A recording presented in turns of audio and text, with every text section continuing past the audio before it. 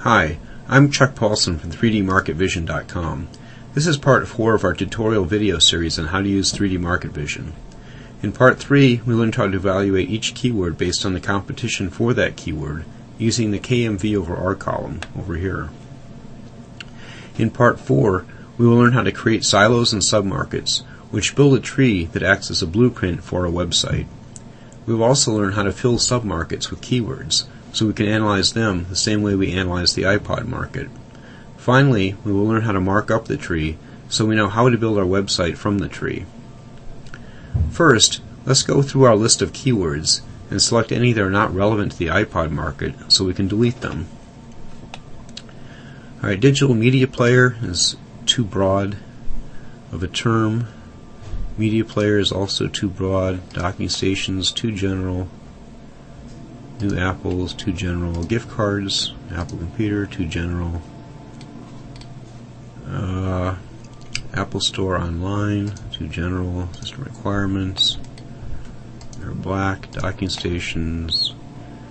Screen option. Okay, we've marked all the ones that are not relevant to iPod. Let's go over to the delete button and we'll delete those keywords.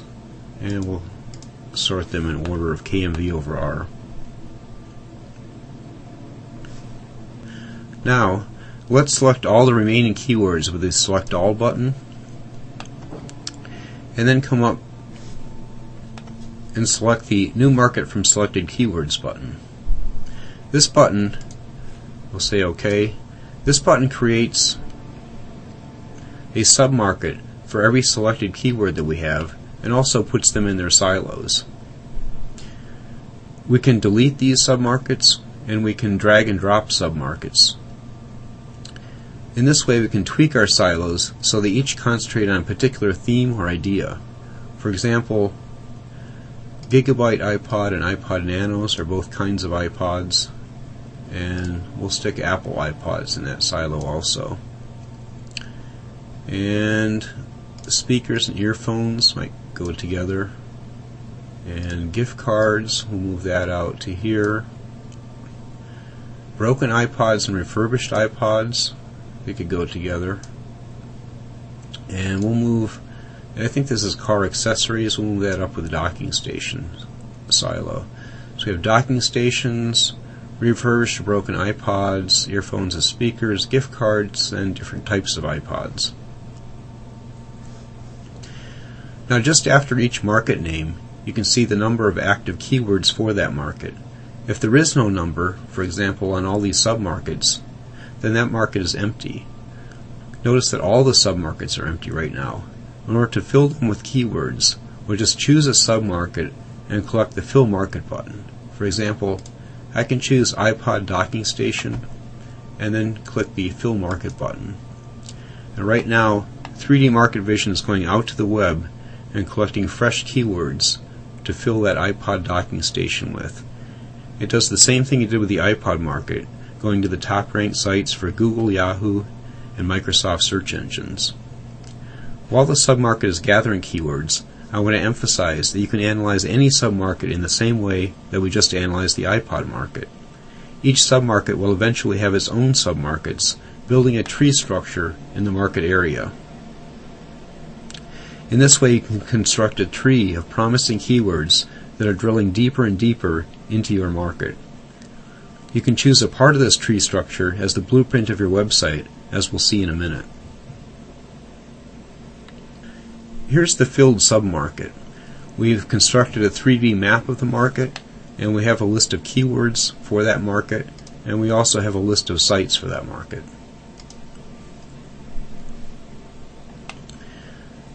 It's waiting for us to do the same analysis on it that we've just done with the iPod market.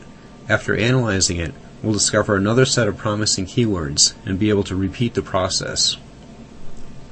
Now, let's go back to the iPod market. To do that, click the market and then click Show Market. Or back to the iPod market. Within this market area, I can choose where I want my main website keyword to be. So let's say I want iPod to be my main website keyword. I choose it, I go up to Markets, and I can mark it as my website. Now, let's say I want my website to concentrate on iPod accessories. I want to include Silo 1 in my website, so I can put a little silo marker by it. I want to put Silo 4 in there. I can mark that one. And let's see, I'll throw in some gift cards too. And let's say I've decided that I really like to write some articles on iPod docking stations. I can select that, and I can mark that with the article. And let's say I also want to put and write an article about iPod earphones. I can mark that with an article. Now in reality, iPod is probably too general or too competitive of a keyword to choose, but you get the idea of how you can mark portions of the tree to indicate what your website blueprint will be. So my website will be iPod with 3 silos, and I have some ideas for articles under those silos. Future versions of 3D Market Vision will be able to take up this marked up tree and turn it into an actual website. This finishes our video tutorials on using 3D Market Vision. There are still many areas we have not covered, such as importing and exporting keywords, looking at competition in more detail using the Sites tab, and looking at trend data for both keywords and for sites. However, we have covered the basics on how to analyze a market and plan out a website based on that analysis. Thanks for watching the video series, and we hope that you try out 3D Market Vision yourself.